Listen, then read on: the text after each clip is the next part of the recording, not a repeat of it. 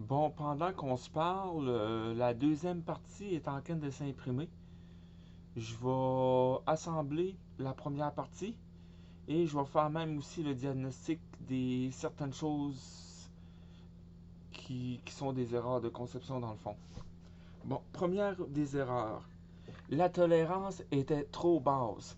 J'ai utilisé une tolérance de 0,1 mm. J'aurais dû utiliser 0,15 mm. Bon, qu'est-ce que la tolérance?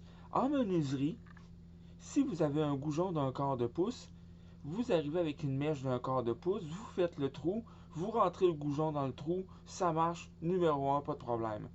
Avec une imprimante 3D, c'est pas ça la chose.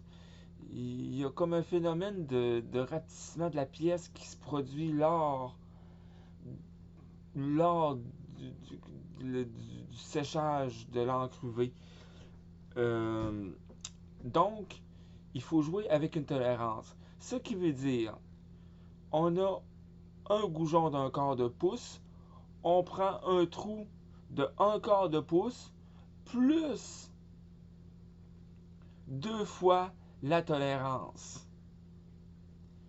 C'est-à-dire la tolérance est de chaque côté.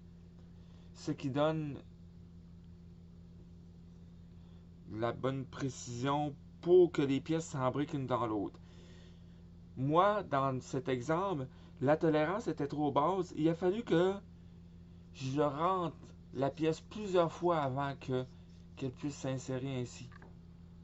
Fait qu'en augmentant ma tolérance, ça devrait rentrer tout de suite du premier coup.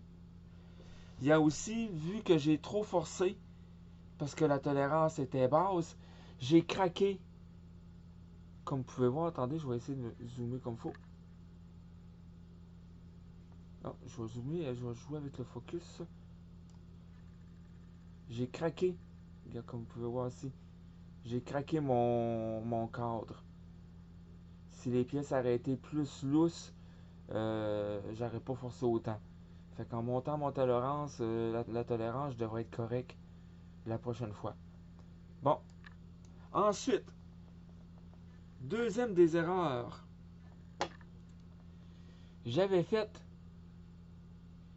des pins comme ceci pour mettre un élastique que vous allez voir bientôt comment il se pose. Ceux-ci sont trop faibles. Les pin cases, donc j'ai remplacé ça par deux petits trous et des punaises qu'on va assembler ici. Fait que je vais commencer par assembler la chose. Bien entendu, dans la version finale, ça se peut que je colle certains morceaux comme les pins de lock que je ne suis pas encore sûr de coller. Et bien entendu, je vais utiliser de la graisse sur des rails euh, pour que le glissement se fait mieux. Mais là, c'est juste pour vous montrer un peu comment l'assemblage se fait. J'insère ça ici comme ceci.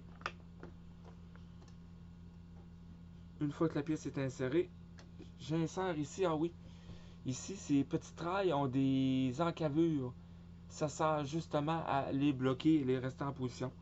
Fait qu'on les rentre ici dans les moulures, comme ceci. Même si la pièce est craquée, elle est encore fonctionnelle. Là. Euh, je sais pas si je vais la réimprimer juste pour ça ou je vais peut-être corriger plus tard de certaines choses. Mais pour l'instant, là, j'attends avant de réimprimer. Fait que là, on va pousser avec un autre rail pour que c'est bien aligné. Et comme vous pouvez voir ici, j'ai des petites pins carrées qui rentrent très bien dans le cadre ici. Et voilà, les rails sont sécurisés. Et de l'autre côté, bien entendu, j'ai les élastiques que je mets en double comme ceci. On prend une première punaise comme ceci. Donc là, je vais mettre ça dans le trou ici.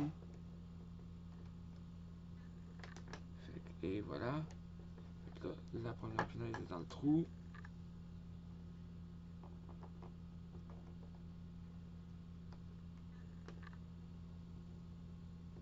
Et voilà la deuxième ici.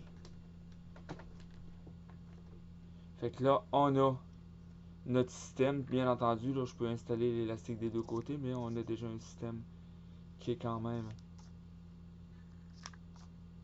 efficace. Donc, comme je disais, il reste à imprimer l'autre axe qui est en train présentement de s'imprimer. Fait qu'ici, je vais avoir un autre rainure de chaque côté, puis celle-ci va se déplacer de l'autre côté.